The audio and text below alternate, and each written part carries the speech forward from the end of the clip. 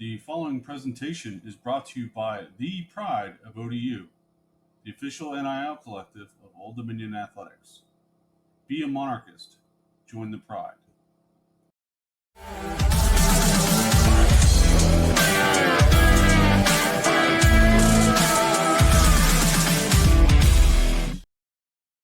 What's up, Monarch Nation?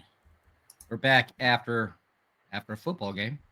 We did have a football game on Saturday. We played Marshall. Some of it was good, some of it was not so good. But we've got Gary, Jarod, and Jonathan in the house to discuss all the good stuff, the bad stuff, and everything else in between. Fellas, how you doing?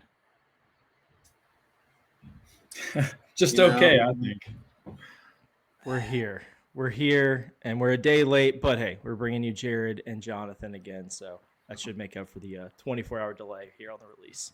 Well, hey, glad to be here. Not so glad after Saturday, but yeah, another tough one, which feels like a rinse and repeat for the season. But we played a football game. We lost a football game, so yeah, we lose 42-35. Mike is on vacation for Thanksgiving this week. We brought you guys on when we've actually won a game this year, or are you just here to deliver bad news to Monarch Nation? I see a trend developing, I think we're supposed to be the optimists or something. Maybe we'll be better next week. I don't know. Maybe we have to start inviting you before the games. What do they say? It's not the correlation. It's definitely not causation. We're asking you to come on afterwards. But anyways, Monarch Nation, you can blame these guys, two of the best players in Old Dominion history, talking about one of the exciting but more sad games of the season. So it's kind of the same thing we've seen the last couple of weeks, right? We're close but no cigar. I think that's the story of the season. But 6 of our 7 losses have been one possession. So it's like a bounce here, a play here, and a penalty there, no penalty there, and maybe we're having a different conversation. But at the end of the day, you are what your record says you are. We are now 4-7 with this loss to Marshall, playing for nothing but pride and a season win total bet of over 4.5. So we'll see. We still got one game left. We still got guys we want to see play and support them that way, but I think there's time to kick off the dust on the transfer portal and postseason discussions here. So this game starts out, not a lot of fireworks, in the first quarter. It ends 3-0 Marshall.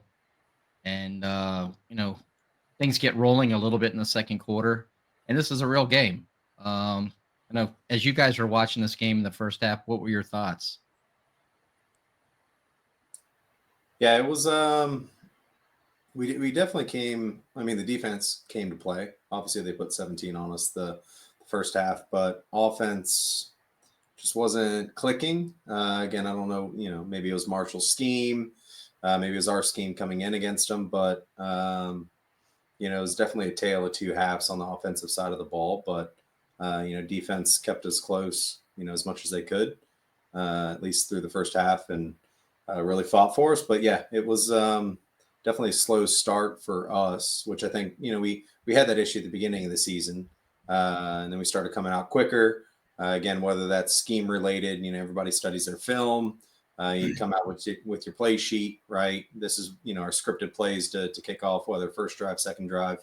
Obviously we don't know all those things, but yeah, it was definitely not what we were hoping for in the first half, at least. Yeah, I feel like that all makes sense. I just from a standpoint of how did I feel in the middle of it all, right? As we're sitting there watching it, I felt really good about some of the big plays we were making. I felt like we were making these, 15, 20-yard plays, a couple of the RPOs that we'd hit the tight end over the middle. And those things we didn't end up finishing on those drives, but we're playing well. We're doing the right things.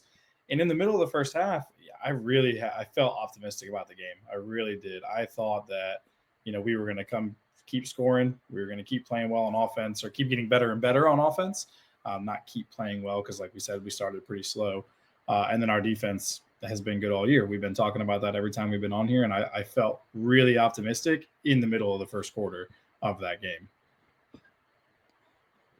Yeah, I just feel like the offense got off to such a bad start. I mean, first play of the game, it's ball's intercepted. The pass was forced. The receiver really wasn't that open. I think that kind of set the stage for some of the things that fell apart in the fourth quarter, with the defense having to spend a lot of the first quarter on the field. But we stayed in it. I mean, for a while there, it looked like it could get a little bit hairy when we were down by 10, but we were able to battle through some stuff and make some key stops that turned what could have been touchdown drives into field goals.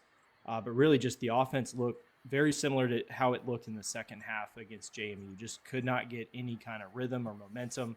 I thought we ran the ball pretty well, at least in the first half on early downs. But anytime we were able to use that to get a first down, we would go to the passing game. It'd be a pretty quick 3 and out from that point. But offense definitely got it together and came out of the second half firing. But I think the injuries that we saw on the defensive side of the ball, like Amari Morrison was out, Jarod Manning is out, add that to the long list of guys who are already out.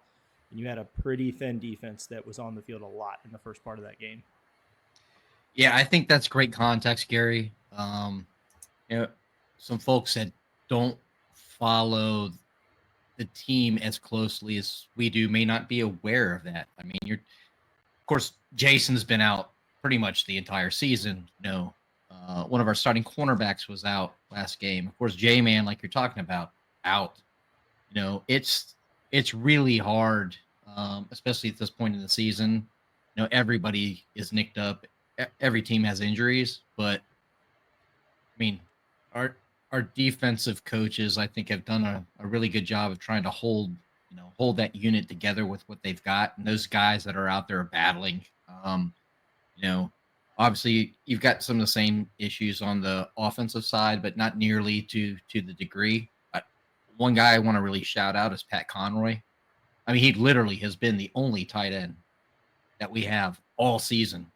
If you watch the games closely, he basically never comes out of the game unless he comes out for a play because he has to, because of getting nicked up, and he's right back in. The guys are pulling him off of the ground routinely, and he just keeps being a dude.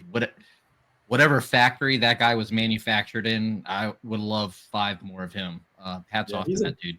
Pretty big part of the offense too. It's not like he's just in there just blocking every time. I mean, he's doing the a lot of the pre-snap motion. He's getting outside blocking. He's blocking up the inside. He's getting those little, like I said a little bit ago, RPOs where he's going across the middle or going up the middle. And I mean, he's getting the ball a lot. I mean, he is a huge part of the offense, and he's been killing it. We had, what was it, that 3-play sequence where he kind of went in motion to the right side and took a pass. The next play was the same play, just flipped to the left side. And then I think the third one was the same play again. We didn't end up going to him, but that dude is getting worked. Yeah, he's getting the ball. And I will say I had the pleasure of meeting his parents at the JMU game. Quite lovely people. And as you guys were saying, he's a workhorse, huge part of what, success or driving success on the offensive side of the ball. But, I will say, exiting that first half, again, record is what it is. It's not what we want, but this team, we have a good football team, man. Like, our record sucks. We don't do the little things when we need to. Sometimes we do. But like, we have a good football team. So heading into the half, down 17-7, offense is not quite clicking yet. Like, yeah, we scored obviously, but as they headed into the locker room, I'm like, all right, like, we got a game on our hand, boys. Like, we know this team's going to fight. Again, are we going to do the little things and win, or are we going to fight, have another 1-score game and lose? We all know how that turned out, but yeah, going into the second half, I was like, okay, like, get your popcorn ready. Like, we're going to have a ball game here. And it certainly turned out that way. It didn't turn out the way we wanted it, but I'd say, outside of Tech, right, we're in the games every single week. We're fighting, we're competing, like, we're playing good football, entertaining football. As a fan or as former player, like, you can appreciate that. Again, like, I want to win, but like, again, same thing with Marshall. It's like, hey, we're in this game, like, we're going to do something, we're going to make moves, like, we're going to push and fight. And they certainly did that. But like I said, didn't get the result we wanted. I mean, you can criticize a lot of things about this team and this program over the last few years, but they have not once quit in a ball game ever. And that is not the same for a lot of programs across the board. You go watch some action and some of those 2-win teams and 3-win teams, and they're having to start all true freshmen because the other guys are like, nah, my ankle's banged up. Nah, my wrist has a bruise on it. I'm not going to play. You got Pat Conroy out there making contact on every play. I think the guy's a cyborg at this point. Every joint is freaking taped. So, if you're going to go back to one real positive thing is these guys didn't quit. I don't expect to see any quit out of them when they go to Arkansas State. But man, it's tough to get this close. It brings up that old question. Like, would you rather just get blown out if you're going to lose 7 games so that way you can kind of make peace with it and move forward? Or do you want to be in all these 1-score games that go down to the wire each and every week? It's which knife do you want? I see stuff like that online. People ask that question. You'll hear a lot of people go, I'd rather just, lose them all and be put out of my misery. But I don't know, maybe it's just me, but Me. I think that's freaking crazy. If you're a fan of the team. I mean, if you're a fan of the team, you want your team to do well. And maybe I'm just used to, I'm a Commanders fan, so maybe I'm just used to pain, over not years, but decades. This weekend was no exception to the rule. Talk about you go from the lowest of lows to the highest of highs, to the lowest of lows, to the highest of highs, to the lowest of lows. And then you get stuck on the lowest of lows because you lose the game. And that's kind of how this game was. You guys were saying, 17-7 at the half. And next thing you know, you're winning 21-20. And that's kind of been the tail of the tape for this team all year. Like Gary, you're saying, man, they never quit.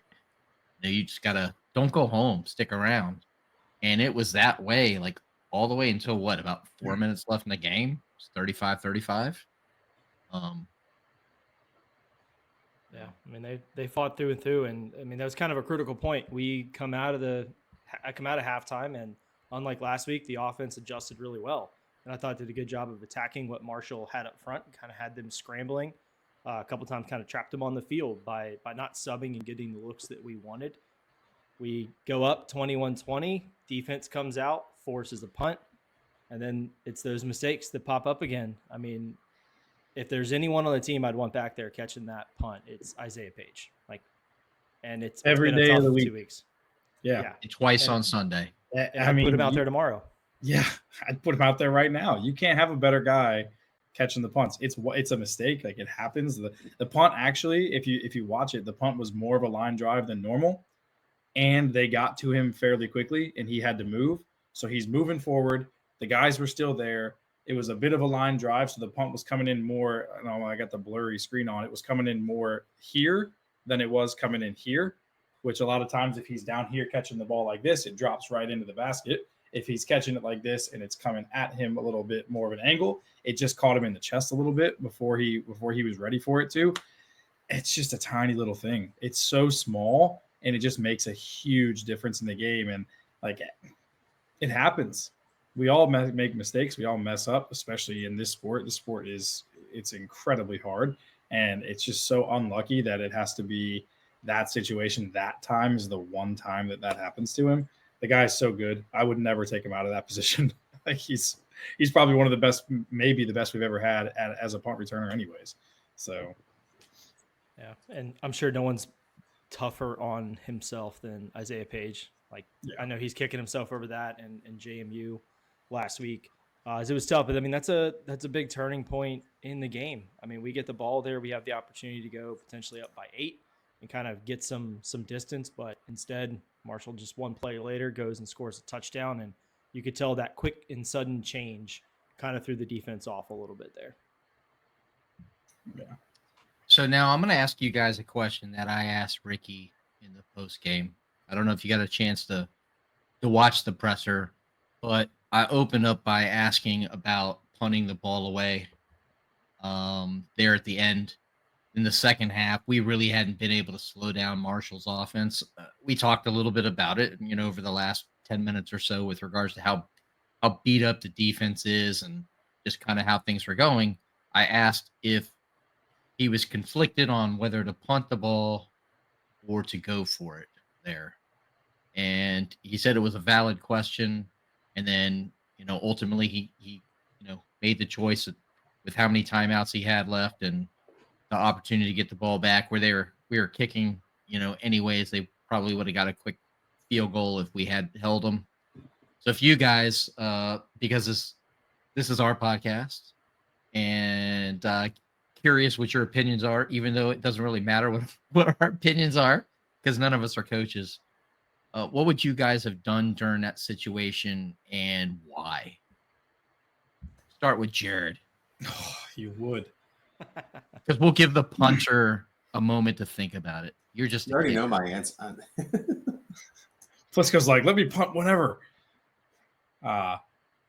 Personally, I felt like we hadn't stopped them with any consistency in the game, and I would have gone for it. But also, we played for Bobby Wilder. That man, he would have gone for anything, So I guess being a part of that type of team where it just, we're going to go for it in almost any situation that's a little bit, here or there. In my mind, it's like, oh yeah, well, we would have gone for it, so I'd go for it. But I do understand the hesitancy when we're as far back as we are, because he's right. We had 6 yards to go or 4 yards to go, something like that. I can't remember exactly what it was. If we don't get that, they kick a field goal and the game's over. It's done. There's no chance. So our defense, being as good as it is, beat up or not, in a crucial last drive of the game, do you want to go on one play, or do you want to go on, I know my defense can stop them, I know that they can, even though they haven't done it? It makes sense. And I think a lot of head coaches, college, NFL, I would say the overwhelming majority of head coaches in the college and the NFL would have punt the ball there. That's it was what fourth. Yeah, it was 4th and 5. 4th and 5. And Okay, so right in the middle. I think as a coach, I'm sure Ricky's thinking, he knows what his defense is. Exactly. Like, you're going to thinking what my defense is and what they're capable of. Maybe not necessarily in that moment thinking exactly how beat up they are, or what does the defense Siler have at that moment. Is it his defense at full strength, or is it one that's completely wore down? But before I talk too much about this, I don't want Jonathan's good ideas to escape that noggin. So, what you got, man? They run out real quick. Sometimes I have to write them down. The punter in me always, well, first off, as a punter, you never want to punt. But obviously, if you get in that situation, 4th and 5. Liar. Hey, I was happy when I punted, I think 23 times my senior year. Like, we won games, right? Yeah. Football's team game, right? But as a punter, you never want to get in a 4th down situation. But as a punter, if you're in that 4th down situation, it's critical. Like, you can really influence the game. You want to have an opportunity to help your team, right? So you go out there. Okay, coach makes the call, which I'll talk about that. But like, you want to go out there and you want to put your team in as good a position as you can. Again, whether that's kicking away from a returner, pinning them deep, flipping the field, like, you want to go out there and compete, right? But I do agree with the call. There's the data, the analytics, right? I'm sure we could, get ask Chat GPT what the data says on going forward on 4th and 5 with 3 minutes left. But you have timeouts.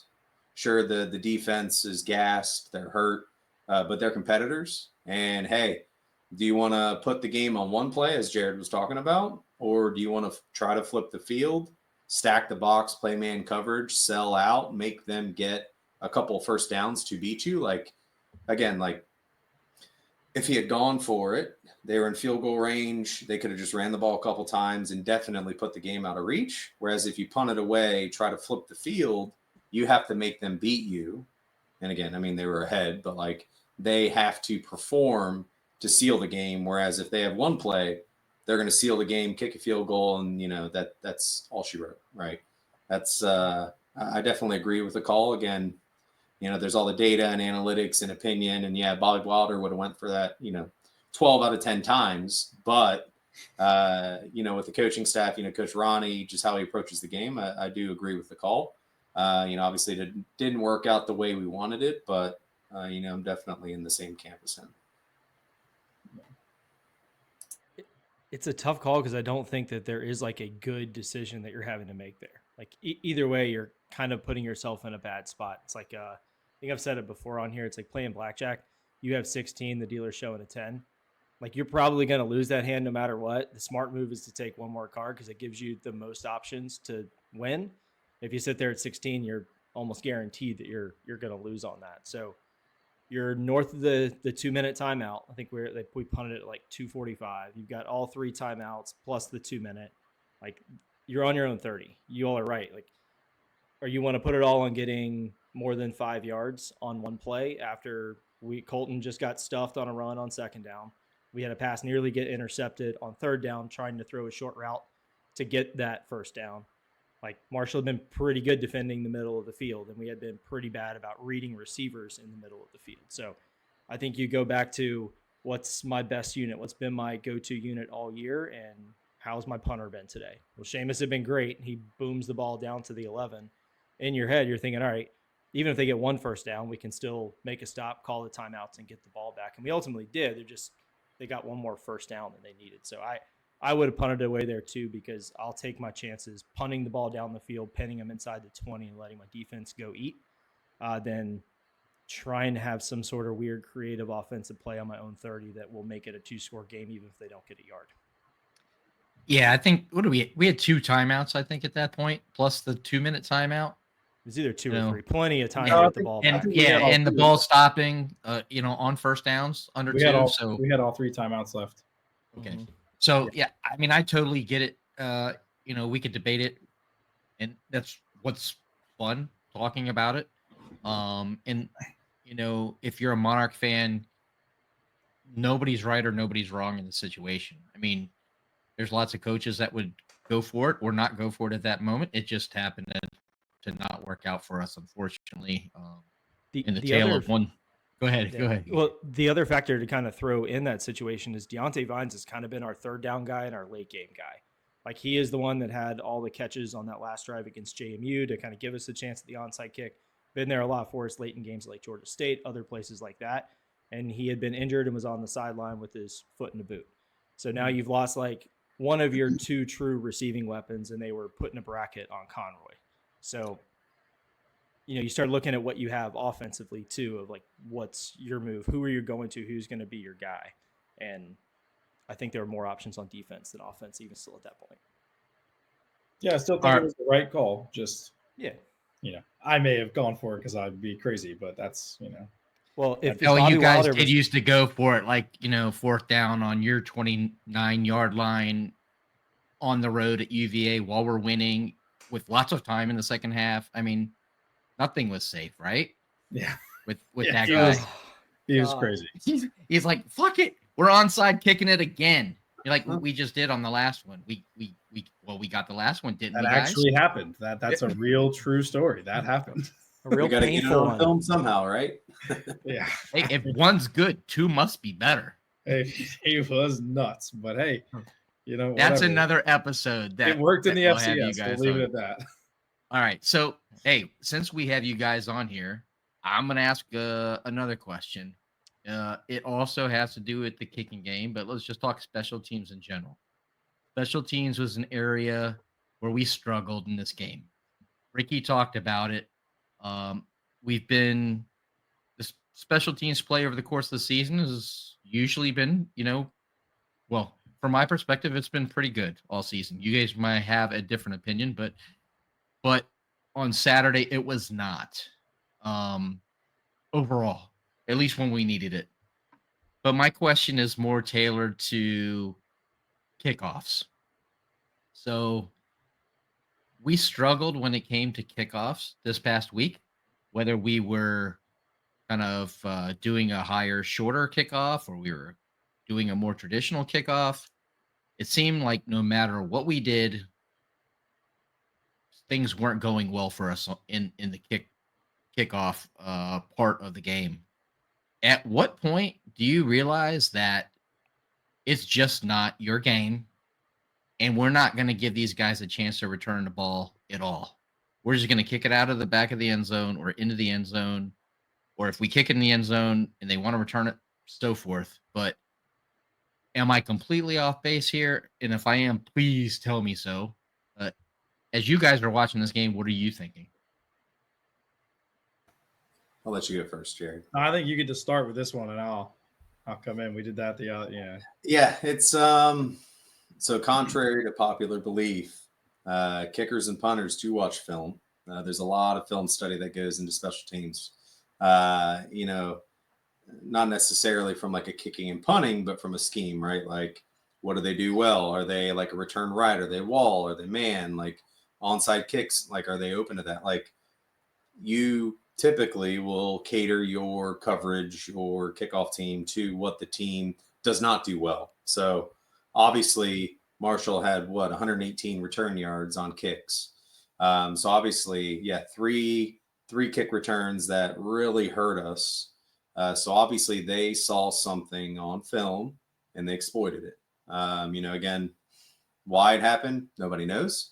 But that's kind of like Marshall saw something and they executed on it. And then to your point, changing it up again, whether it's kicking it out of the end zone if we can, like, or sky kicks, squibs, like, one time, okay, that's just kind of a freak occurrence because you have 10 guys running down the field full speed, depending on if the kick's placed in the right spot. Like, there's so many different variables and it happens so quickly, like someone can just squirt out. But for it to happen multiple times, again, nobody knows the answer of why. But to your point, Aaron, how do we avoid that?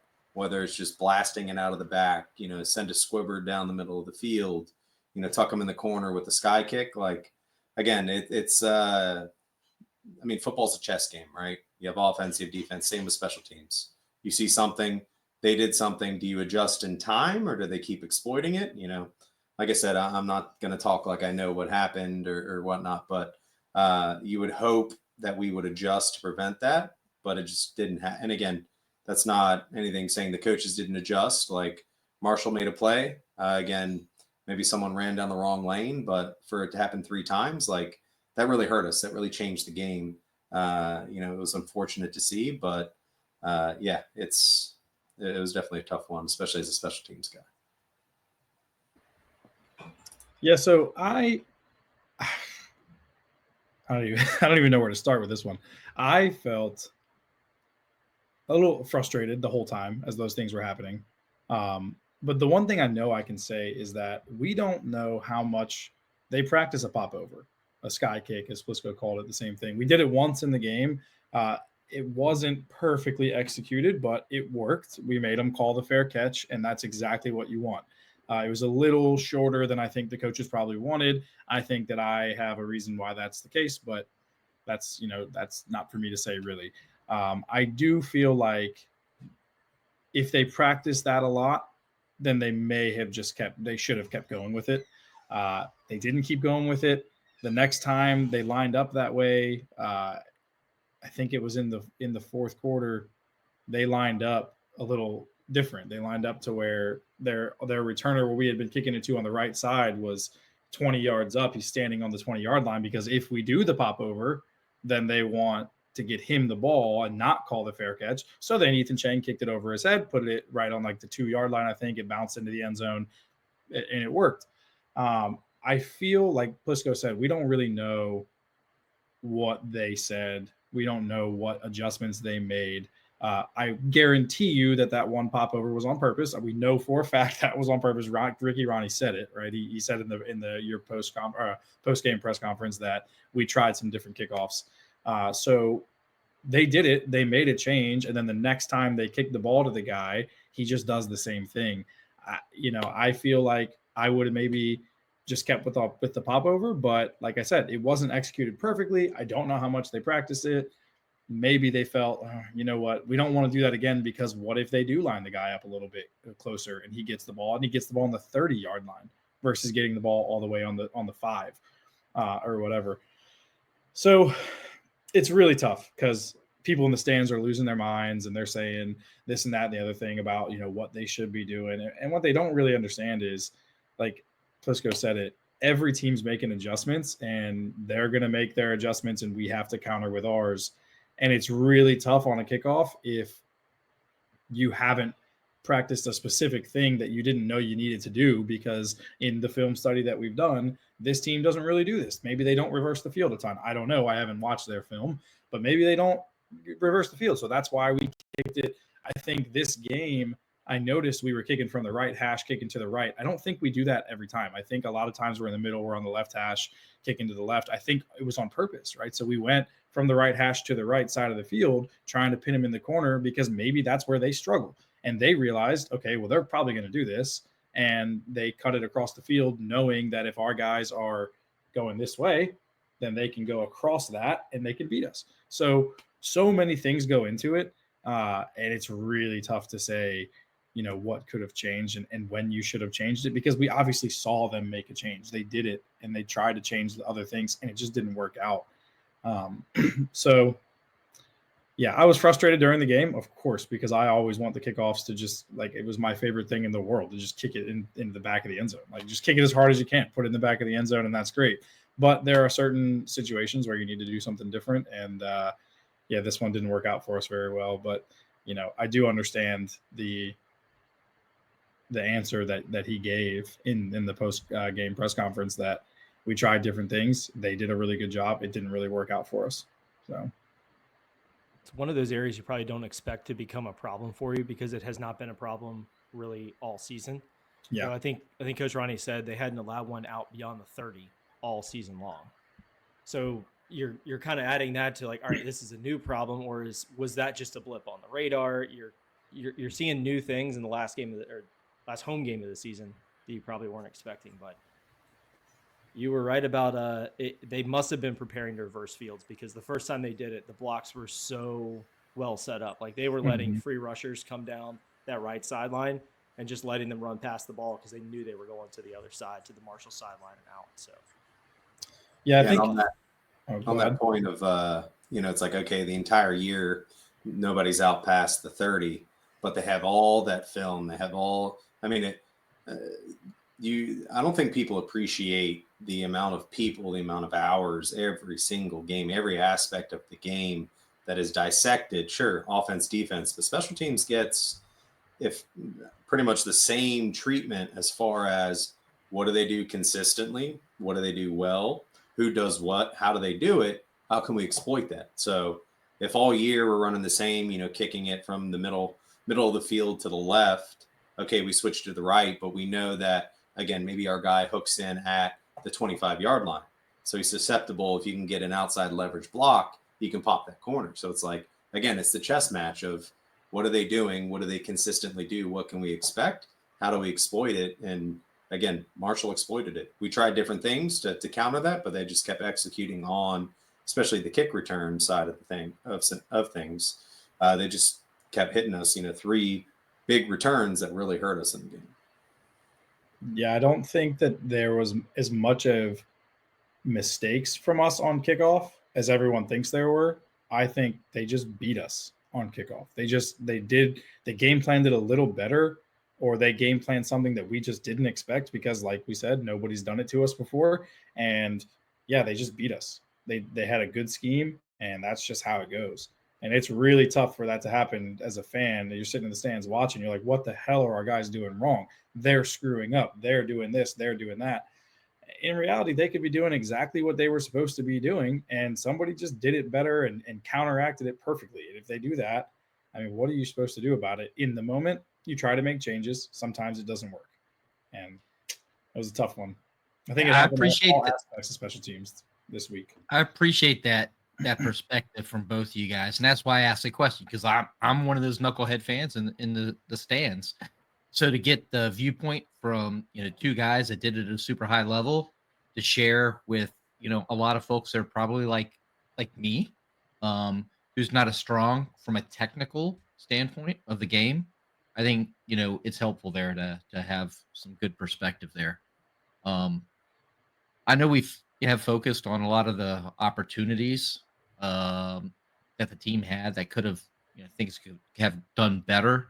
One thing that I did see on social media that some people that were giving a hard time was talking about our offensive line play, but I I think those guys played pretty well in this game. And one dude that we talked about like a lot last week in previewing Marshall was Mike Green. And Gary, you talked a lot about that guy and how dominant he's been all season. What he had 15 sacks come into the game, I think. It was either 15 or 16. I mean, Yeah. And how many does he have now? whatever he walked in the door with on Saturday is what he left with. Yeah, he got five tackles, I think 3 solos. So Marshall was trying lots of things with that dude, and no matter where they lined him up, our offensive line did a pretty good job of keeping him in check.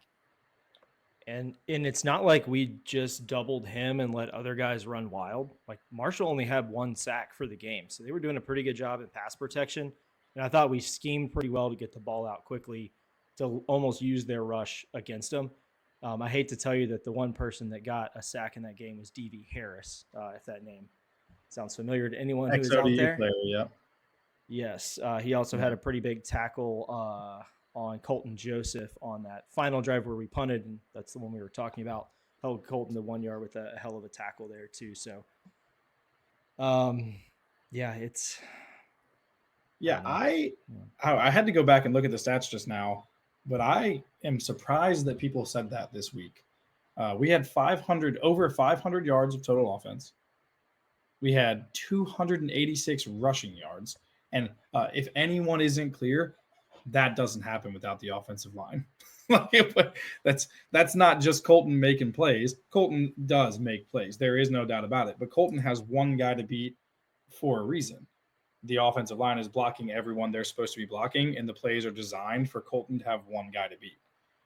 Aaron is getting outside and running somebody over, but he's running somebody over in the linebackers or the defensive backs. He's not having to run over a defensive lineman because the offensive line is blocking. The offensive line had a good game. I'm surprised to hear that, actually, that people were really upset about them. I mean, we scored 35 points. It's not like they beat us 42-7.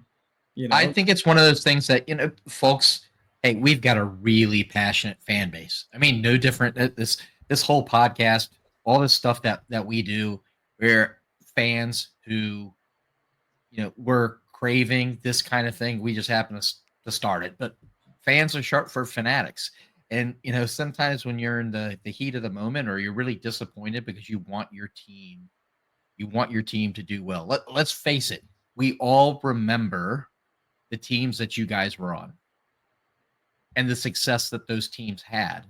And it's difficult as a fan that you remember all that stuff and you want it. We want it now, and we haven't had it in a while. So I think it's very easy for people to talk emotionally about certain things and kind of,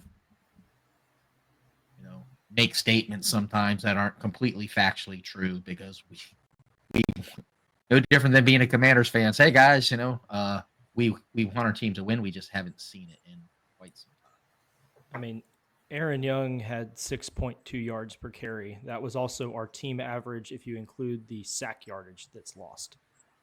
So the offensive line was definitely doing some pretty good work up front against a front seven for Marshall that's really good. Like they're probably going to have 2 or 3 all Sunbelt guys out of their just defensive line and linebacker core. We have lost some guys in the offensive line this year. Like we've got guys starting now that were not starting at the beginning of the season, and they have, I think, come together pretty well the last couple of weeks along with the scheming being right. But yeah, they're pretty low on my list of things to complain about for that game. Yeah, I mean, if you really wanted to complain, like there was a few plays where Colton didn't have a ton of time, but you're playing. I keep going back to the same idea that the other 120 guys that play for Marshall, just like we said about JMU, just like we said about App State, they're doing the exact same things we are. They're preparing the exact same way. And at some point, like you're going to get beat, whether it's one play or whether it's the whole game. At some point, the other guy's going to do his job. And they did their job sometimes, and they got by us sometimes. but our offensive line had a good game. That's just is it's hard. It's a hard game to play.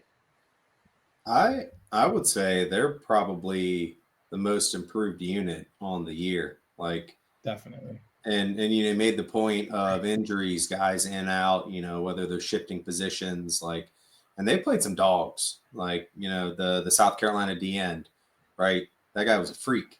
They played some really solid front lines, and I think they've just gotten better and better as the years progressed. Whether it's the same guys, whether it's not, like, that's a new, whole nother dynamic. And it was really, yeah. I think the last, like, we've had a lot of offense. Like, we've been scoring, we've been moving the ball. Again, there's a lot of things that go into that, but like, it starts with the offensive line and the consistency and the efforts there. Like, they had a hell of a game. Like, sure, what was it, one sack? Like, one sack. That's it. Like, that's a hell of a game. And 200 and 86 yards rushing. Yeah, that's a great game by the offensive line. I mean, we won time of possession was 34 minutes to 26 minutes. We held them to 4 of 12 on third downs. We had only 3 penalties for 20 yards. We did a lot of things right. Yeah, we only had was 3 just penalties. a close game. Yeah, they should have had 7 more, just like the JMU game that they didn't get called for. I don't know how, but oh, hold on, I got another one. Now that you say that, I don't have a great memory. I'm like Gary, or I'm sorry, Jonathan. See, I don't even remember that of writing things down. So let's go to the punting game. So are my eyes failing me? Did I have a bad perspective on the game? But first question, did Seamus get hit on that one punt? And if he did get hit, should there be a flag, regardless of whether it's a simple, he just barely got hit, it's 5 yards, or something egregious, that would be 15 yards? What did I miss on that play? So I will say I did not see the contact in question. However, because you had a bad angle, or because you were you were getting another one in the beer garden. I played the fifth. So that's an interesting question. It depends by crew, again, I'm going to say the feeling of the game. Like, it should be very clear. If you get knocked down, it's at least a 5 yard. If again, I don't know the official verbiage of the personal foul, but like, if they come into your space in a way that can injure you, it should be 15 yards. So at a minimum, it should be 5 yards if they make contact with you whether as you hit the ball or as you're getting the ball away, but there's so much variability. I mean, in all levels of football, it blows my mind. Again, it's an application. It's a how does the ref see it? And then how does he apply it within the framework of the rules? But based upon your reaction, again, like I said, I didn't see the contact. It should have at least been running into the kicker. Now, as a punter, as a kicker, you sell that, right? Anybody touches you, like, down you go. Like, that's what you do for the team. You're not some big tough guy. Like, if you're a protected individual and someone cracks you, you're going to fall over. But like I said, I've seen it applied, and I've had it applied so much, like, inconsistently, whether it's CAA refs or Mountain West or all these, like, it's so wide in its application. It's frustrating. Like, I remember I got flipped on a punt that went 55 yards. And the ref said it was tipped. And I got up and stared at him. And then I looked down the field and I was like, how is that ball tipped? It's 55 yards down the field. I didn't use that exact language. I'm trying to keep it PG here. But yeah, like, it's, I don't know if they can do anything to make it more cut and dry, but again, based upon your reaction and how you interpreted that, it definitely should have been a penalty. Yeah, so I saw it happen. I stood up and lost my shit for a little bit. as I sat down after it all happened, they didn't call it, whatever. I thought about it a few times and said, okay, I do know that the rule, and this could just be in the NFL, but I don't think it is. The rule for roughing is they have to hit your plant leg, so your non-kicking foot, because that's where if they take you out as you're up in the air, they take you out, you could tear something, you could break something pretty easily, right? If they hit your non-kicking foot, your plant leg. So they didn't do that. They hit him. There was no doubt about it. There was no doubt in my mind. They hit him. They knocked him over. We were also, I think, 16 yards away from a first down. It would have just, it should have been running into the kicker. That call should have been running into the kicker because the pressure, he kind of hit a shitty punt. He didn't go very far. I guarantee you we would have re-kicked it, had a better punt, and been able to get down the field and cover it a little bit better. But that should have been running into the kicker. There's no doubt about it. Like, it's just ridiculous. That like Coach said in the post match press conference or post game, whatever you want to call it. Who the hell knows what that rule is then? Because that's craziness. It doesn't matter to me if it wasn't roughing. It was running into the kicker. You have to throw a flag. It should be You can't do it. something. Yeah, you can't just sit there and let the guy get hit. He is in the middle of punting a ball with his whole body unprotected in the air, and you run into him. It's a penalty. You can't do it.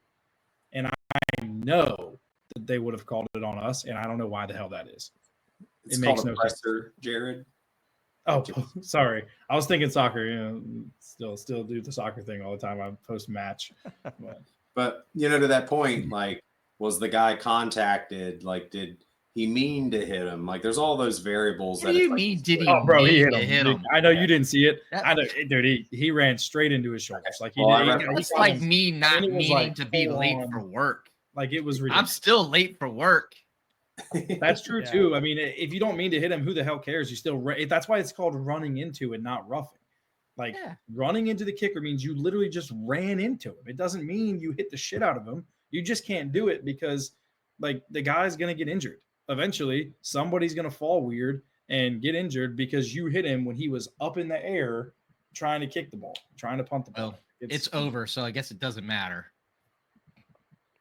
It I know always that matters. one. I guarantee you that one got clipped and sent to the office of saying like, "Hey, how is it not roughing?" Because you can actually see on the replay, he does hit his shoulder a little bit, but his main contact is actually the kicking leg, while the plant leg is still in the air. So that's why he got spun around so badly and fell. Exactly. So like maybe it looked like he was selling it, but in reality, he had no point of his body touching the ground. Yeah, and a dude came along the side and hit him. Like, yeah, We can crazy. always count on Gary coming to drop some knowledge on us. I was mad. I was watching that. I was trying to find that play on my phone at Del Vecchio's after the game. Like, I was standing in line, like just looking at my I'd phone, have a like, hard time showing finding people who that didn't too. care. I couldn't concentrate because all I'd be thinking about is getting a hot slice. That Del Vex pizza, baby. Shout out Del Vecchio. It is. Yeah. Oh, Get them as a sponsor on here because that is the best damn pizza there is. Good Lord. if anybody at Del Vecchio's who actually has any decision-making authority is hearing this, there's dudes right here ready to rep your pizza. Look, Man. it's been a bit of a tradition now, probably the past 4 years, unless something like this weekend when the game didn't end till almost midnight. Right? The two of us, both of our wives, if my kids are there, they come with us, and then whoever's there with us in the games, if it's any of the old guys, if it's some of our friends, whatever, we always go to Del Vex after the games, always. Yeah. It brought me back because I was staying at the Spring Hill Suites again. So it was like I was back in a dorm and I'm after a football game and I'm in line. I go get my Del Vex. I go to my little room. I eat way too much pizza and then pass out on the couch with the TV on. Like, Nice. it was just like old times. Nice. Life goals. Yes. I'm jealous, Gary. I am too because I came home and had some nasty cold Little Caesars waiting for me. And I'm just Not in the hotel cool. room stewing while I'm eating my hot and fresh Del Vecchios and garlic knots. I guess the lesson learned is just stay in a hotel and don't come home. There you go. Probably a better idea. Yes. Okay. We do have a couple fan calls. We pride ourselves on playing those things. So Gary, I think we should we could talk about them a little bit. I mean, we've talked about a lot of the game. I don't know how much we're gonna want to preview A State. We'll let you lead that discussion, Gary, Yeah. if you got a bunch. Yeah, well, maybe before we go to that, I do want to say that Marshall is a really good football team, and they played a damn good football game. Like, we made mistakes, we shot ourselves in the foot, but we were playing a really good football team over there. And Aaron, you asked me last week, who am I more scared of, AJ Turner or Braylon Braxton? And as fast as you finished that sentence, I said Braylon Braxton, and I think we all saw why on Saturday.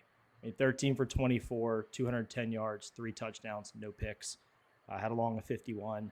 Then on the ground, he had 18 carries for 148. He was an absolute stud in running that offense for Marshall. He looked really good in the pocket. He made smart throws, made good decisions to tuck and run, threw guys open. He's got one more year of eligibility, unfortunately, but he is definitely the answer for Marshall at quarterback. They play good up and down. Their O-line was great.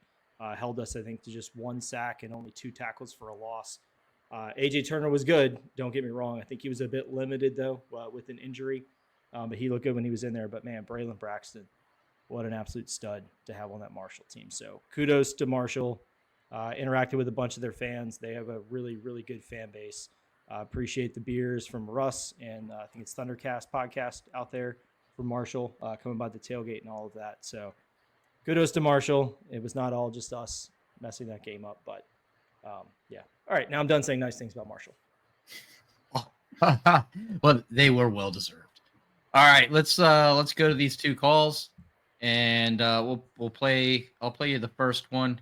We can react, and then we'll play the second one, and then we'll get to A State. Hey guys, Justice here. Another disappointing week in what's been a disappointing season, I guess. Just another week of missed opportunities and a season of missed opportunities. Feeling a little dejected today. And the one thing I come back to, I feel like it's kind of been the mantra, or my mantra, I guess, for the Ricky Ronnie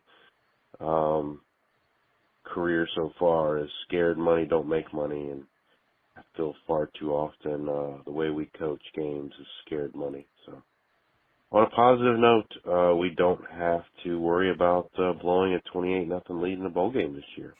So we don't have to go through that dejection. As always, go Monarchs, and hopefully we can get a win next week against Arkansas State and on a high note. All right, fellas, any thoughts on Justice's call? Yeah, I can commiserate with the vibes, right? The funeral vibes. Here we go again. But Marshall's a damn good football team, and we played. Yeah, like you can argue we should have won the game, and I probably sound like a broken record, but like we played well. We didn't play well enough to win, but like we played a damn good football team, and we played a damn good game, and we lost in the end. Which, like I said, I can commiserate with the vibes, but yeah, it's tough to watch, but also we didn't get blown out, so there's something to take away. Yeah. All right, any thoughts before we move to the next one? And I have checked on Justice. He is doing all right. Just for the fans out there that are listening and might have concern. That dude is at every game. He bleeds blue. He loves ODU and wants the best. So he was another all of us Saturday night. He was all of us. Yeah. Another guy who bleeds blue is the Duke I'm sorry, Jarod, that is covering your face. There you go. I'm warning Monarch Nation before I play this call. It is a little long, but Garrick is one of our fans. He's another guy who really cares a lot and is committed a lot. So I think we owe him to play the whole call in its entirety, and then we will discuss it after. Well, fellas, decided after the Turkey Bowl, tooting my own horn over here, 2 passing touchdowns, 1 catching touchdown. That was probably a highlight of the day. Anyway, and watching App State get the job done, that I should go down for the game. Time was 4:45 in the afternoon. Got in the car, drove down to Norfolk, walked into the stadium with 6:47 left in the first quarter. Why did I do this? Because I love the school. I love this program, and these seniors have given everything for the school, and I felt like a hypocrite not being there. I'm a massive Isaiah Page fan as a preferred walk-on myself. Didn't fall through on it. Not at OU. I have respect for the guys like that, and that guy's an absolute dog. Given my dedication as an alumnus, as a donor, and a fan, my frustration and hurt is at an all-time high for this program. Maybe if I didn't go and do a 9-hour round trip from Nova, I'd feel different, but that shows just how much I care, and I'm one of thousands who do. This isn't about me. This is all about all of us who have dealt with this for over 5+ years, going back to Bobby's last years, just like that. Just like what I said last week in my call. If you want to play it, go ahead. Ricky just hasn't been able to get this team to succeed in division or in-state games, and he's now 6-12 against the East. Flat out pissed, and our AD doesn't express the same emotions we have. Until bigger donors start talking, nothing's going to change. And I do want to quickly address what Ricky mentioned in his presser about fans saying something. I was there, and nothing was said malicious to Ricky, and that was until a coach, and just so happens this coach calls the run plays up the middle on first and second downs. That's all I'll say. Until he said F you to a group, to that people, which set things off. As a person, Ricky's great. He's great for the players, but at the end of the day, this is a performance-based business. Yes, a business. And if he was having yearly reviews like we do, he wouldn't have a job. And I think Ricky and Wood would both be gone. I wish I could end this on a positive note. That was my goal all season. Say my concerns, points, leave optimism, but I'm all out of it. Gary took the words out of my mouth last week. We're not going to get up for a 6-6 bowl. Now that opportunity is even gone. The only optimism is hopefully there is going to be change. Will it happen? Who knows? We've only been waiting for 5+ years. Rain on. Gary, I'm going to let you take this one, man. Yeah, so we know from Ricky talking about in the post-game presser, there was some sort of interaction with some of the coaching staff, some of the players, and some of the fans. Obviously, a lot of frustrations, I think, on both sides there. I 100% understand it from the fan standpoint, and I know that the coaches want to do nothing more than win, so they were probably pretty frustrated that their bowl hopes went away. We don't know what exactly happened in that interaction. I haven't seen video or anything like that, but Ricky kind of said his piece with it in the post-game presser. Garrett's got his side of it here. You all can make your decisions on what you want to do with that going forward, but we did not want to cut Garrett's call just because it's kind of a sensitive topic. We wanted to let that be known, and you all can go with it from there.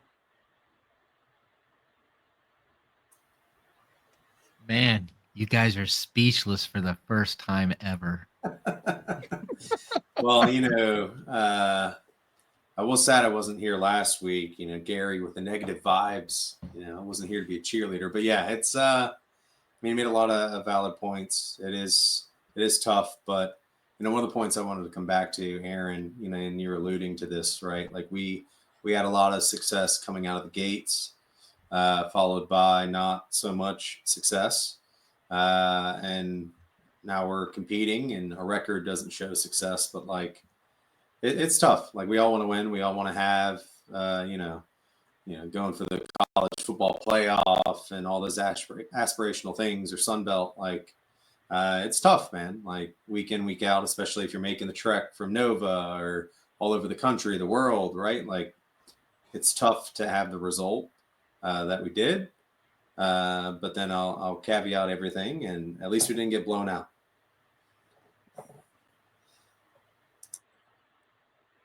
Yeah. Go ahead, Jarod. I'll jump in. I've been wanting to say this today, and I figured I'd wait until we heard that call again. Obviously, we listened to it a little bit ago, and I might get some crap from some people for saying this because a lot of people have been talking all season about what I'm about to address. But I think that they're wrong, and I'll start it with that. I think that people remember, like you said earlier, Aaron, they remember our team and they remember how it went, and they can't get off. I don't want to say get over that, but get off of looking at that and seeing what we have now. And they go, oh, we won all these games. We scored 77 points against some teams. We did this, we did that here, and now we're here, and it doesn't seem much better. But I think that the short memory of this last little bit here is we were here, we're here right now, and maybe we can go like this, like we were here and now we're here. But they forget that in the middle somewhere, my hand's not even on the freaking screen, right? Ricky Ronnie has come in to a team who went 1-11, right? Right before he got here. Didn't we go 1-11? Right? Did. Yeah, barely beating Norfolk State for that one. Yeah, ridiculous. He came into a team that did that and then had a COVID year his first year, didn't even get to play football. And some people say that's a good thing, right? Oh, well, it gave him more time to develop his guys. No, man, these guys didn't get to play football for a year. So they were itching, but that doesn't mean that it was better for them. They didn't get that competitive game like atmosphere to play in for an entire year. That's really tough to bounce back and just go right into that after a full, basically 2 years of not playing, right?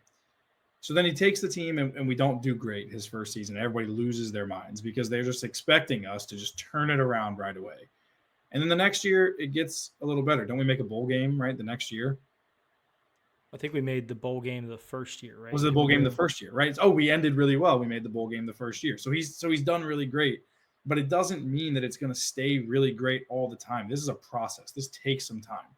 And what I've seen from this team, and I think that Plisco would share this with me, share the same mindset with me, and I hope you guys do too. But what I've seen from this team is a team that went 1-11, and then for a few years, we had no idea who the quarterback was going to be, and we had all these guys that were already here that they really were trying to develop somebody, and we couldn't get it to work really well, and we didn't win enough games, and we made 2 bowl games, but it wasn't great. To a team right now who has significantly the hardest schedule in the Sun Belt. And I know that you want to win every game. I want to win every game. I couldn't tell people how wrong they are when they say I want to win this game more than anybody except the players, because I'm telling you right now, you don't want to win it more than I do. Right? That's how I was the entire time I was there. There's a reason I was standing up on the bench, swinging my towels around, trying to get the crowd going crazy. I live and die by this team, right? That's how I was, and that's how I still am. So I guarantee them they don't want to win more than me. And they talk so much shit about how bad Coach Ronnie's been and how bad this team has been, and they're completely wrong. We had the hardest strength of schedule in the entire Sun Belt. We had a top, I feel like I read somewhere it was like a top 20 strength of schedule for a little while, like at the start of the season for the teams that we had already played. We're playing really good teams. I mean, we have one game this year, one game against the team who has a losing record. One. That is a tough schedule. And we are in a dogfight every single week. And I'm telling you, there's not somebody that's going to come in here and do a better job. Ricky Ronnie is the guy for the job right now. Maybe in the future he won't be. I don't know. I didn't play for the guy. I have no loyalty to him for that reason, right? But my loyalty to him for what I'm saying right now is because of all the things I've seen that are so much better than they could be. They're so much better than they were 5 years ago when he got here. Yes, we're not winning all of our games right now, and it hurts. It really, really hurts. I hate it. I really thank you for saying that. One thing I want to add as a diehard fan, and I didn't even graduate from Old Dominion, but it's something that, when my wife and I met, we started going to basketball games because it was fun and it was cheap and it was right down the road. And then we end up getting season tickets. And then in like 2007, when they announced that football was coming out, we got on the season ticket waiting list. And we've been season ticket holders for football and basketball, for 20 plus years. There's a lot of people who've been longer than that, but that's my story. I think some of my fellow fans discontentment is paired what we were just talking about, that early sustained success coupled with what we were accustomed to with both the men's and women's basketball teams. So the the women's team were perennial national contenders, and until not that long ago, um, you know, the CAA days hadn't lost a conference game in many years, and the women's game changed, and things with our program changed, and obviously with men's basketball a decade ago or so, some things changed. So there have been some significant moments in I'll just call it our big three. So I think fans, it all kind of culminates and comes together, and they're like, the football team is down and hasn't had a winning season X number of seasons, and then they jump on the basketball thing where we've got a new coach with 10 new players and trying to rebuild a program there. So I don't even know if it's so much just football, but I think it's the culmination of really committed fans who feel almost beaten down over the sports that they're most passionate about for quite some time. So it all is more raw and it just feels bigger than what it might actually be. Gary, what do you think about that, man? I mean, all the fair weather fans jumped off the train a while ago, probably after the App State game. So you do have the diehards left that, I mean, they do expect more. Like we're gonna top out at a 5-7 season if we go beat Arkansas State. Another season where we will not have a winning record in football. Like it's difficult to swallow that, but there's kind of one step in this equation that I think so many people have forgotten about because they feel like it was 10 years ago, but it really wasn't. Like we moved from Conference USA to the Sun Belt. The difference in talent between those programs in Conference USA and those programs in Sun Belt is massive. Go look at the average Sun Belt defensive lineman, and then go look at the average Conference USA lineman. Go look at Liberty's schedule. Yeah. Good Okay. Lord, they're great, except they played no one all year. I do want to bring something up, just because I know there's going to be some folks that watch this that are going to say, "Yeah, but," and the "yeah, but" you guys probably even know what I'm about to say, because people will compare us to the people I won't say hate, but they love to cheer against teams like James Madison, teams like Virginia Commonwealth. So those of us, all of us, we remember whooping VCU in basketball many times. Where at a minimum, we were every single time we played, we knew it was going to be a dogfight. We never expected to lose, type of deal. And we played the first two games we played against JMU in football. We won. We weren't supposed to. JMU's like, you guys, new football program, blah blah blah, and you guys won the first two games there. And over the not so recent past, they've beaten us a lot more than we beaten them. And so fans are going to say, well, JMU was FCS until a couple years ago. Why are they doing it? What, we should be there. Yeah, and I mean, I agree. Like I said it after the JMU game of that's a team that had a whole coaching staff turnover, lost 95% of their production. That came to our house after a bye week and beat us. Like that's one of those that kind of goes in the unacceptable losses category. But we would be able to handle those a little bit better if like JMU was our best competition in the conference. But instead, they're probably now not even going to compete for the Sun Belt title. So it's like the margin for winning and losing in the Sun Belt is tiny. So those one or two mistakes you make, you will lose the games because of that. In Conference USA, you could probably get away with throwing 3 interceptions and having a kickoff go out of bounds, and you can still win by 17, 21 points. Like we saw that unfold. So like the schedule is tough. The non-conference schedule was created when we thought we were going to be playing all these cupcakes so that we didn't end up like Liberty, right? We get Virginia Tech, we get South Carolina, we go to Indiana next year, which we all probably thought that was a cupcake until Signetti rolled up in there. So it's tough, but I always go back to like what gives us the best chance to win the most games the following season. So ask yourself that question. Do you think if we clean house, we'll probably lose a lot of our talented players that we have now. They're not going to stay over for new coaching staff. Are we more likely to have like 2 or 3 wins next year? Or are we more likely to have 7, 8, 9 wins next year? So that's kind of where you ask yourself. Like we have a lot of work to do in the portal in the offseason. We got to replace a lot of talent. We got to build a lot of talent. but I don't think that is made easier right now with the coaching change. Like, it was easier, I think, the previous one because we loaded up so much with JUCO in that last year, pushed all our chips to the table, and it came up nothing. I don't think we're in that particular situation, but yeah, it's show or go time. I think David put it in his recap pretty well. Of like, we expect to be winning the Sun Belt East next year. I think Ricky, I mean, he's an Ivy League. That dude is a smart guy. And I think he's going to, if he goes out, he'll go out on a sword and trying to do things the right way and build the team the right way. I don't think he'll do what was the downfall of the previous coaching regime. And if it's not good enough, it ends up not being good enough. But I think you're spot on there, Gary. I mean, you've got a freshman quarterback who shows so much potential, and you definitely want you want Colton back next year. You've got some guys on the line who are coming together. I mean, you got a dude, Zach Barlov, who's come in and has just been a stud on the line. That dude can be back next year. Your linebackers, you got, I mean, there's so many bright spots.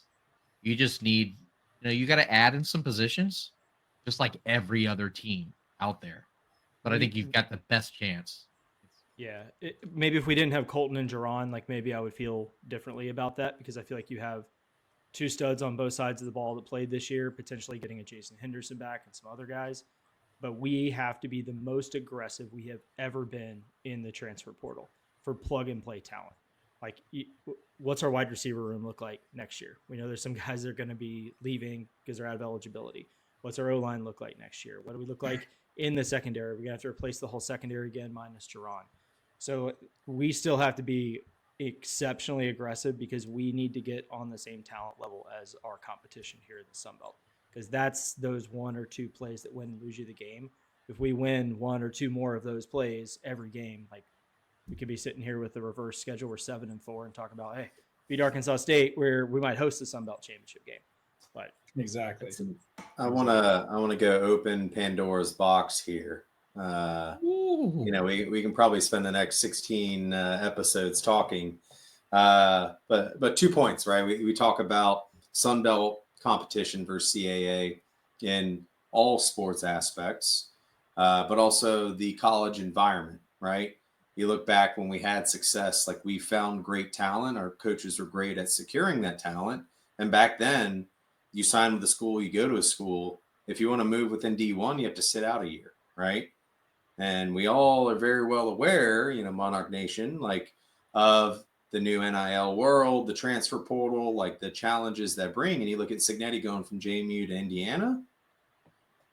I wonder how big that checkbook was from the Indiana donor base. They were tired of having a bad football team. They said, hey, bring your guys in, go get some guys. And again, not to say they went and spent, $60 million and now they have a great team. Like, obviously Coach Signetti does, he wins. Google him, right?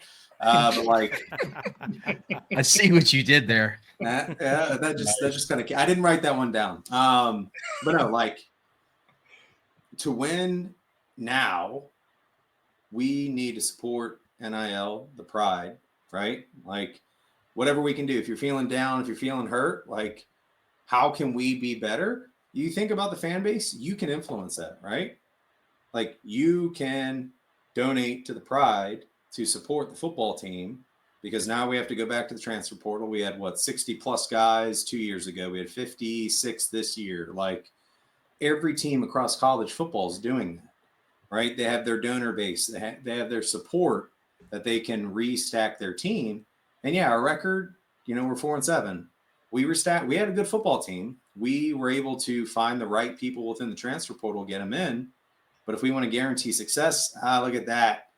Aaron didn't put me up for this, but if we want to make an impact, this is how we do it. This is the new world, right? Like, if we want better talent, if we want to secure our talent, this is how it's done. Unfortunately, right? There's no, the coach recruited me, I'm here. Not to say, anything on the kids that are here now, but like, again, it's a business world now. And how do you win in business? You invest in your business and you hope it grows. Yeah, the turnover is not going to help. If if Ricky goes, Colton probably goes. If Ricky goes, like you said, some of the other guys probably go. That turnover is not going to help. He's building the team. He's doing his thing. Yes, we didn't win more than we won last year, and it sucks.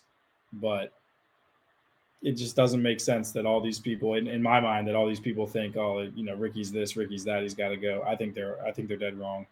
And yeah, just wanted to say that. I hear it a lot, and it's frustrating to hear when you think about how the program was at the end of the last era and then at the very beginning of this one. So it's tough, and I understand everyone out there who has that opinion to clean house and start over. Like, I get that, I understand it. You go look at the wins and losses, and hard to argue against you.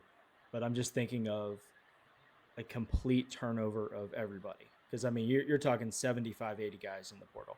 All the names you recognize on the sideline probably gone at this point. The coaches that you do like, the coaches that have done really well on the defensive side of the ball, like, we could lose them anyway to a better job right now. I would love to have them back here next year because I think they can build a really good defense with the pieces coming back in. So it's just tough, but make no mistake, like, next year, the bar is the bar, and if it's not met, like, there's been opportunity. Yeah, I agree. We have to win. I mean, there's no doubt about it. We have to win. There has to be improvement, but it's a process. I want to see Colton throw for 4,000 yards and like 40 touchdowns next year. So that's what I'm rooting for. That'd be a beautiful thing to see. It really will be.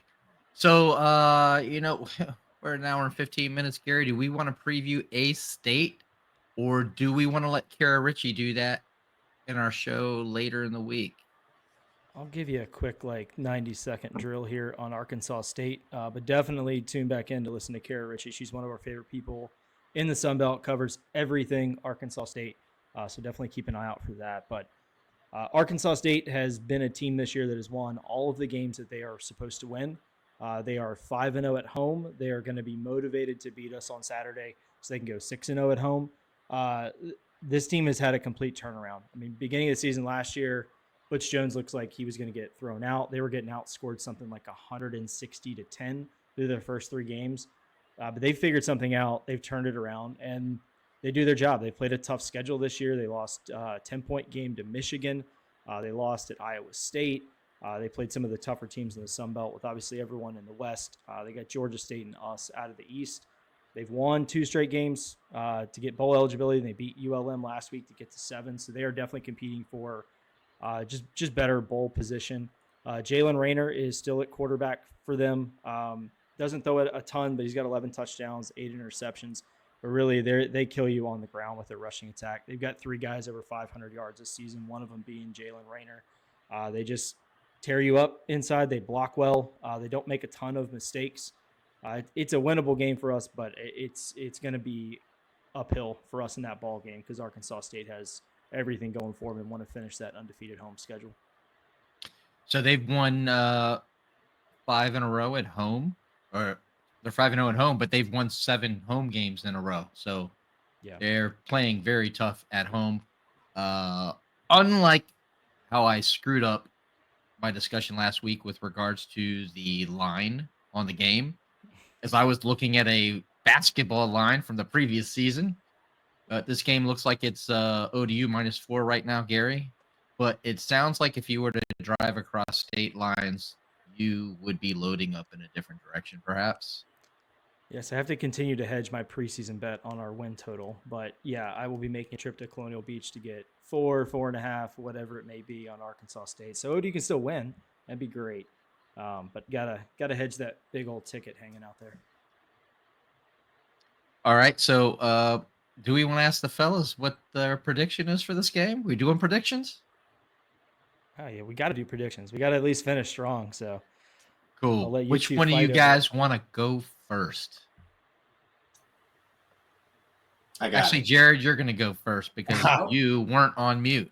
There it is. I was going to say he unmuted himself, so he obviously wants to go first. But I don't know much about Arkansas State. I've been paying attention throughout the last few weeks that what their record is, because I knew that if we were going to win out, if we had beat JMU, if we had beat Marshall, then this would be a massive game for us. So I've been paying attention and seeing that they're a very good team. I do see that we're the favorite, which I love to see. We're not a lot of the time the favorite, so I am going to stick with it. I'm going to go ODU 31. Now I'm going to go Arkansas State 21. I'm going to go with that. I'm going to go Two-score temperature. game. Yeah, I'm Talk going to about go going counterculture. Yeah, exactly. I think we're going to score some touchdowns. I think the guys are going to be pissed about how these last two games have gone, and we're going to continue the success of that second half and score some touchdowns. And I always like to give Ethan the field goal. Got to give him one. It's the kicker in me. Can't help it.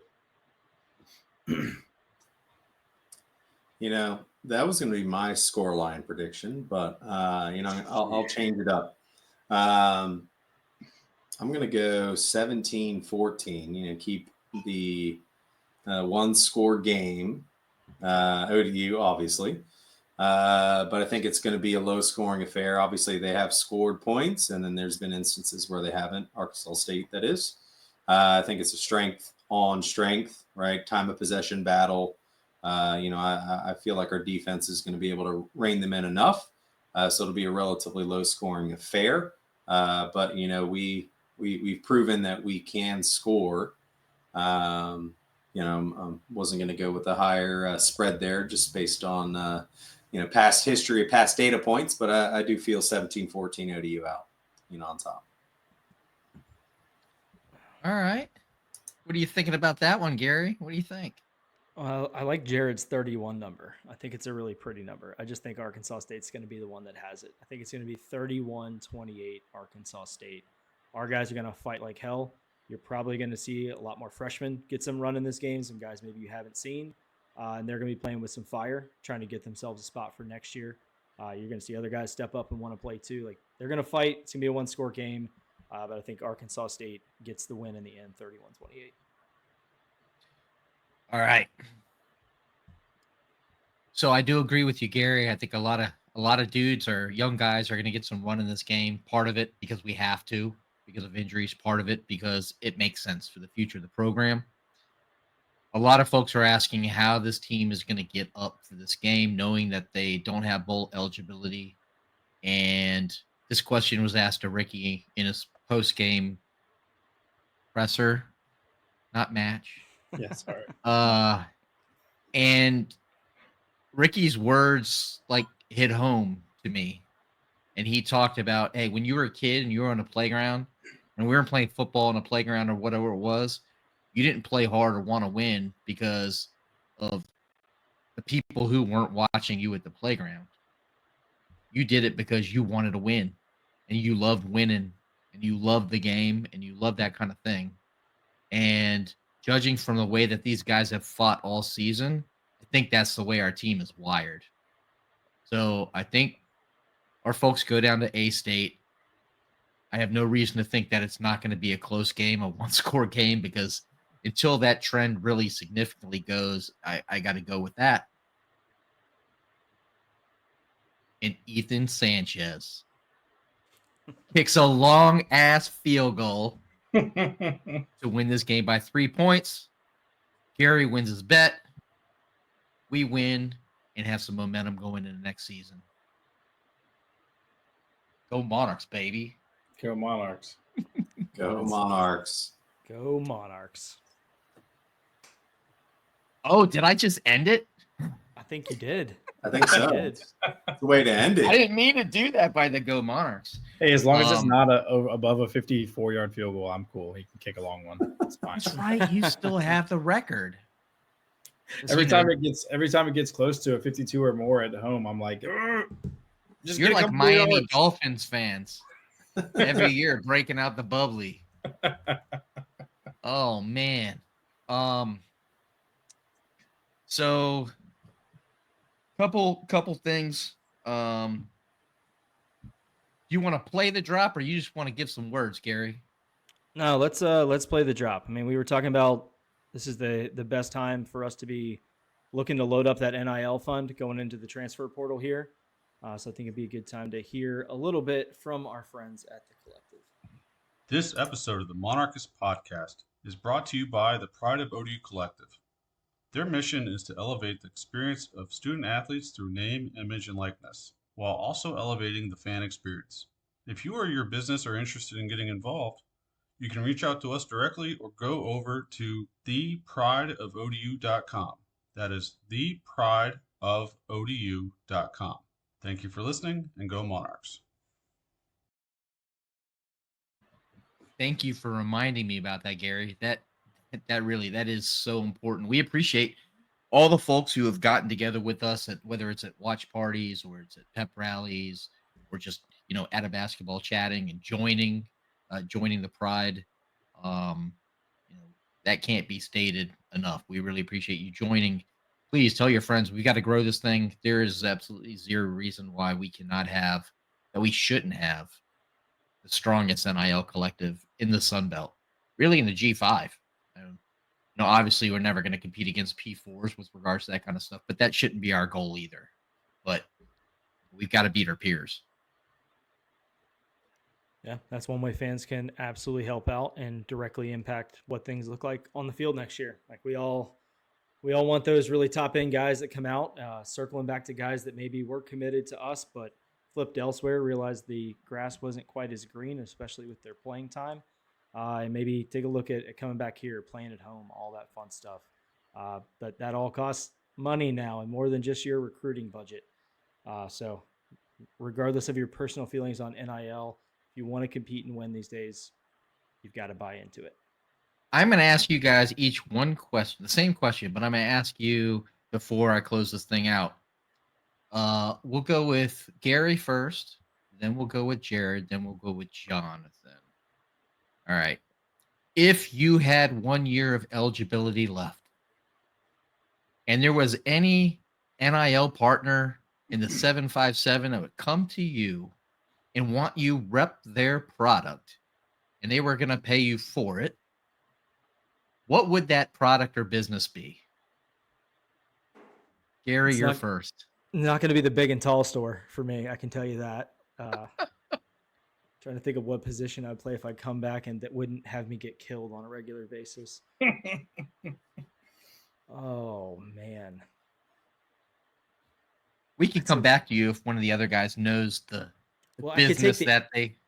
I could take the easy cop out and just say Del Vecchio's because I basically give them free advertisement now after every game of going in there. So we'll go with I have a feeling you might have stolen one of theirs, but all right, Jarod, it's up to you. Can I say two? Of course. Sure. Two of them. I got two of them. Number one, the Dirty Buffalo. I love that friggin' place. Almost as much as I love Delvex, which is pretty tough to beat. I love the Dirty Buffalo, so that'd be pretty cool. And number two, we got to give a shout out to Tommy Riemann, City on My Chest. That'd be pretty cool too, because Tommy Riemann obviously played for Old Dominion. He started his own business probably 10 years ago at this point, just making T-shirts, and he's built it up into something that's really cool, really helps out the community. If you guys don't know what it is, you should take a look at it. It's pretty awesome. So that'd be Where can we find it? Well, he's got a store in the Patrick Henry Mall in Newport News, but he's also online, and he's got some really cool products. And then they obviously don't just do that; they do a lot of like community engagement stuff, which is really awesome. He kind of crushes it there. So, but yeah, cityonmychest.com is what I think the website is. So, yeah, those are all good. Dirty Buffalo, with TR, with City on My Chest, like. Jarod, you'll find this one funny. I would say Atlantic Orthopedic Associates. Oh, dude. Now you're getting me fired up about that one. Did you watch last week's episode? Unreal. I did not, actually. Oh, that's even better. I had a rant. I completely went off on those guys, and I had forgotten about it. I was actually going to mention it again this week, but thank you for triggering me. Or any orthopedic provider in the area. One, because I still support them in my various adventures in life.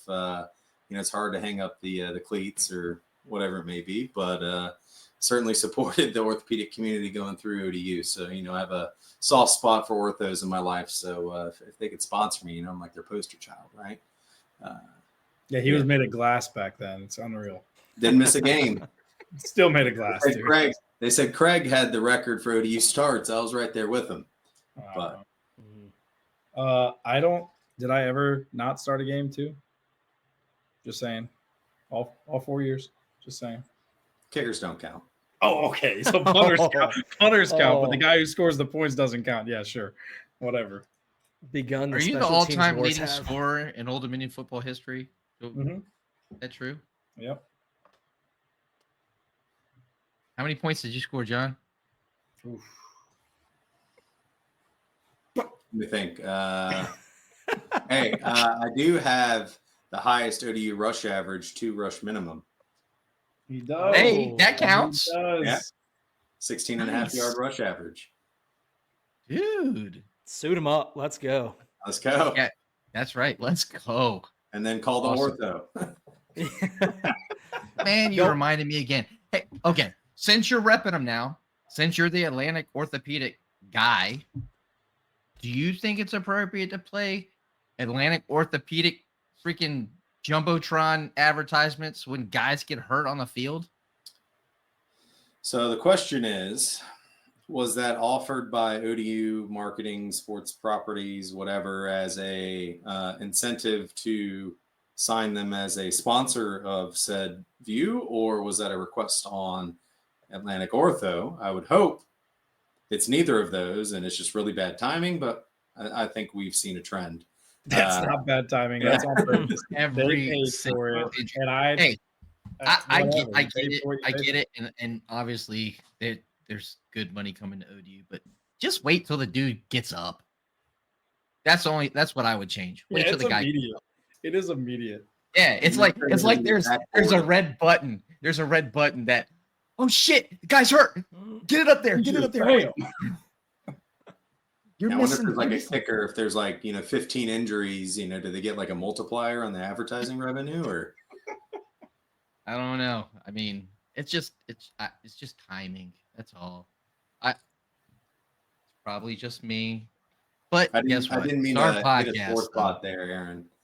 Oh, that was so funny. That's so worth it. Hilarious. So worth it. Gary knew it was coming. As soon as you Yeah. mentioned Atlantic Orthopedic, I saw him light up. That Not was- Jordan Young Institute, but Atlantic Orthopedic.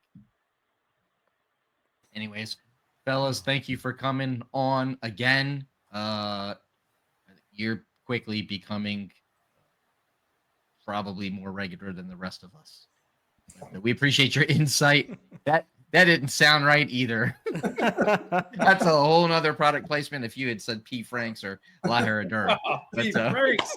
Oh, how did we get forget P. Franks? Oh my god. Yeah, that's next season after your Dirty Buff contract is up. I'll take P. Franks. There's nothing saying that Dirty Buffalo can't still sponsor you. They've done it before. They can sponsor our tailgate. Ooh, Ooh. Ryan, if you're listening, We Give it would the love that guys. because we're trying to bring as many alumni players as possible to our tailgate, and Dirty Buffalo would be the best way to do it. I'm just saying. I think that is a fabulous way to end the show. Dirty Buffalo, if you're watching, you know how to find Jarod and Jonathan. Certainly know how to find us. Go Monarchs. Go Monarchs. Go Monarchs. Go Monarchs.